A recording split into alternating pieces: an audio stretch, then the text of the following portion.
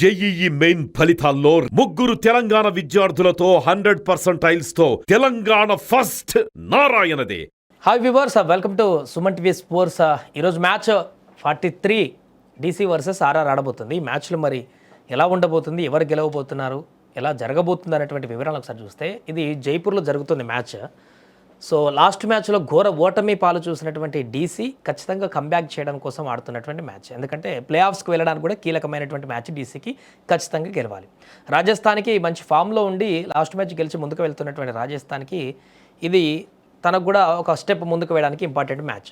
So రెండు జట్లలో ఎవరికి గెలిచేటువంటి అవకాశం ఉంది, రెండు జట్ల బలాలు ఏంటి అనేది చూస్తే ముందు బ్యాటింగ్ విభాగానికి వెళ్దాం. రాజస్థాన్ అదేవిధంగా DC. రాజస్థాన్లో మనందరికీ తెలిసిందే, బుడ్డోడు వైభవ్ సూర్యవంశీ దంచి కొడుతున్నాడు, జైస్వాల్ ఫామ్లో ఉన్నాడు. ఆ తర్వాత మిడిల్ ఆర్డర్లో రియాన్ పరాగ్ కొంత ఫామ్ లేకపోవడము, ధ్రువ్ జురాలు అనుకున్న స్థాయిలో ఒక్కొక్కసారి రాణిస్తున్నాడు, ఒకసారి రాణించట్లేదు, ఇది ఉంది. బట్ ఓపెనింగ్ అనేది చాలా బలంగా కనిపిస్తుంది. ఒకసారి కనుక రాజస్థాన్ ఓపెనర్స్ కనుక విజృంభిస్తే వైభవ్ సూర్యవంశీ ఒక 6 ఓవర్లు 8 ఓవర్లు ఉంటే మ్యాచ్ ఆల్మోస్ట్ వన్ సైడెడ్గా వెళ్ళేటువంటి అవకాశం కనిపిస్తుంది. ఇక DC బ్యాటింగ్ విషయానికి వస్తే ఇక్కడ KL రాహుల్ గత మ్యాచ్ కంటే ముందు మ్యాచ్లో రాణించాడు, 152 హైయెస్ట్ స్కోర్ సాధించాడు. కానీ లాస్ట్ మ్యాచ్లో ఘోరంగా విఫలం అయిపోయి లైన్ పెట్టేశారు. 8 పరుగులకి 6 వికెట్లు. దారుణమైనటువంటి ఈ సీజన్లో లోయెస్ట్ స్కోర్ను కూడా నమోదు చేయడం జరిగింది.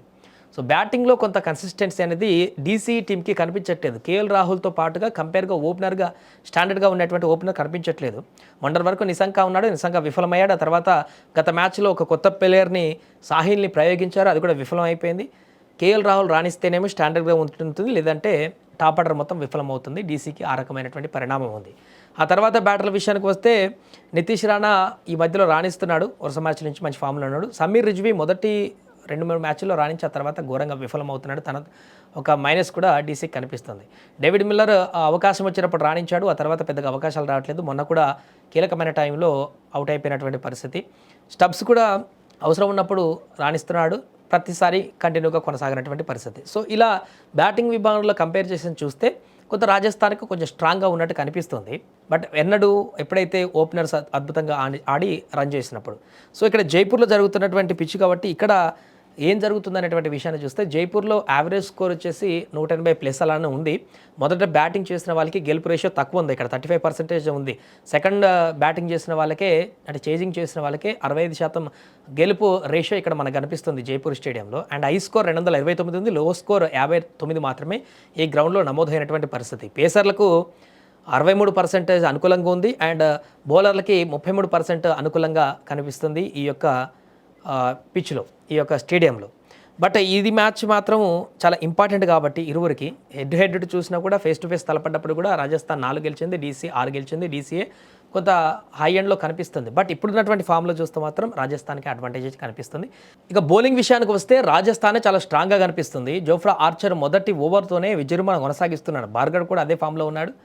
అండ్ అలాగే రవి బిష్ణోయ్ గత మ్యాచ్లో ఆడలే కానీ మంచి ఇంపాక్ట్ చూపిస్తున్నాడు. రవీంద్ర జడేజా ఒక్కొక్క మ్యాచ్లో ఆడట్లేదు, ఒక మ్యాచ్లో ఆడుతున్నాడు. బట్ బౌలింగ్లో కొంత ఇంపాక్ట్ చూపిస్తున్నాడు కాబట్టి సందీప్ శర్మ ఉన్నాడు, ఇంకా వాళ్ళకి ఇంకా మంచి సోర్సెస్ ఉన్నాయి.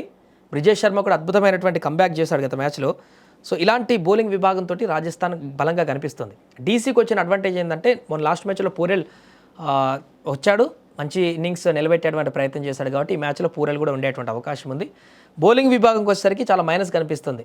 ఎందుకంటే లుంగి ఎంగిడి లేకపోవడం అనేది DCకి లోటు కనిపిస్తుంది. ఈ మ్యాచ్లో కూడా లుంగి ఎంగిడి ఉండేటువంటి అవకాశం లేదు. ఇంజురీ తోటి కంకషన్లో ప్రస్తుతానికి ఉన్నాడు. ప్రస్తుతానికి హెల్త్ బాగానే ఉంది, ఓకే, సెట్ అయిపోయాడు, అందరితో మాట్లాడుతున్నాడు, బయట ఉన్నాడు గ్రౌండ్లో టీంతో పాటు. కానీ ఆడేటువంటి పరిస్థితి లేదు ఇంకొక కొన్ని రోజుల వరకు కూడా. సో నటరాజన్ గత మ్యాచ్లో దారుణంగా పరుగులు ఇచ్చేశాడు. అదేవిధంగా ముఖేష్ కుమార్ ఆడలేదు, ఒక మ్యాచ్లో ఆడుతున్నాడు, ఒక మ్యాచ్ ఆడనటువంటి పరిస్థితి. కన్సిస్టెన్సీ లేనటువంటి, బ్యాలెన్స్ లేనటువంటి టీం ఇక్కడ మనకు కనిపిస్తుంది. జెమిసన్, కుల్దీప్ రాణిస్తున్నారు, దశన్ శనక కూడా లాస్ట్ మ్యాచ్లో తీసుకున్నారు కానీ ఫలితం లభించలేదు. సో ఓవరాల్గా ఈ టీంను బట్టి మనం చూస్తే DC టీం కంటే కూడా రాజస్థాన్ టీం చాలా బలంగా మనకు కనిపిస్తుంది, బ్యాటింగ్ ఆర్డర్లో కానీ బౌలింగ్ ఆర్డర్లో కానీ. బట్ బ్యాటింగ్ ఆర్డర్లో ఇప్పుడు మార్పు చేర్పులు చేసేటువంటి అవకాశం కనిపిస్తుంది. సలీల్ని పక్కన పెట్టి గత మ్యాచ్లో ఓపెనర్గా ఉన్నటువంటి వ్యక్తిని నితీష్ రాణా, KL రాహుల్ ఓపెనింగ్ ఎక్కే అవకాశం ఉంది, లేదా KL రాహుల్ పూరెల్ ఓపెనింగ్గా వచ్చేటువంటి అవకాశం కనిపిస్తుంది. ఒకవేళ గత మ్యాచ్లో పంజాబ్ మీద ఆడినటువంటి మ్యాచ్లో కనుక విజృంభించినట్టయితే మంచి స్కోర్ సాధించే అవకాశం ఉంది. అది కూడా రాజస్థాన్ మీద కాపాడుకోవడం అంటే కొంత కష్టమే. వైభవ్ని కనుక మొదటి ఓవర్లలోనే అవుట్ చేయగలిగితే డీసీ సక్సెస్ అయినట్టు చెప్పొచ్చు. కానీ ఈ బౌలింగ్ విభాగంతో అయితే డీసీ ముందుకు వెళ్తుందని చెప్పేసి అనుకోవడానికి లేదు. బట్ విన్ రేషియో కనుక చూస్తే ఈరోజు మ్యాచ్లో ఏ రకంగా ఉండబోతుంది అనేది టాస్ కీలకం కాబోతుంది. ఎవరు టాస్ గెలిస్తే వారు బౌలింగ్కి వెళ్తారు కాబట్టి చేజింగ్ టీంకే ఎక్కువ అడ్వాంటేజెస్ అయితే మనకు స్పష్టంగా కనిపిస్తున్నాయి. ఎవరు చేజింగ్ చేసినా కూడా వాళ్ళకి ఎక్కువ పర్సంటేజ్ ఉంటుంది. ఒకవేళ రాజస్థాన్ చేజింగ్ చేసినా కూడా డీసీ బ్యాటింగ్ని కనుక పూర్తి స్థాయిలో ఎక్కువ స్కోర్ చేయకుండా కట్టడి చేయగలిగితే రాజస్థాన్ ఈజీగా గెలిచేటువంటి అవకాశం ఉంది. స్లైట్ ఎడ్జ్ అయితే రాజస్థాన్ కనిపిస్తుంది. ఈరోజు మ్యాచ్లో రాజస్థాన్ రాయల్స్ గెలిచేటువంటి అవకాశం కనిపిస్తుంది. కానీ ఇది డూ ఆర్ డై మ్యాచ్. డీసీకి ఖచ్చితంగా గెలవాల్సింది. అంటే ఇది గెలిస్తేనే ప్లే ఆఫ్లో మరింత పాజిటివ్ ఇంటెంట్ వరకు ఉంటుంది కాబట్టి ఖచ్చితంగా ఫైట్ చేస్తారు. గెలిచిన ఆశ్చర్యపోలేనటువంటి పరిస్థితి డీసీ కూడా. సో పెద్దగా మార్జిన్ అయితే నేను ఇవ్వట్లేదు. 55% రాజస్థాన్ గెలిచే అవకాశం, 45% డీసీ గెలిచే అవకాశం. అది కూడా ఇక్కడ వైభవ్ కనుక తొందర అవుట్ అయిపోతే డీసీ గెలిచేటువంటి అవకాశం ఉంటుంది. ఓపెనర్లు కనుక రాజస్థాన్ రాయల్స్ వైభవ్ మళ్ళీ దంచేశాడా డీసీ ఓడిపోయేటువంటి అవకాశం ఉంటుంది. ఇది ఈ మ్యాచ్లో ఈరోజు మనం చెప్పేటువంటి ప్రిడిక్షన్ కానీ లేకుంటే గెలుపు అంచనాలకు సంబంధించిన విషయం కానీ స్లైట్ హెడ్జ్ అయితే రాజస్థాన్ రాయల్స్కి ఇవ్వచ్చు.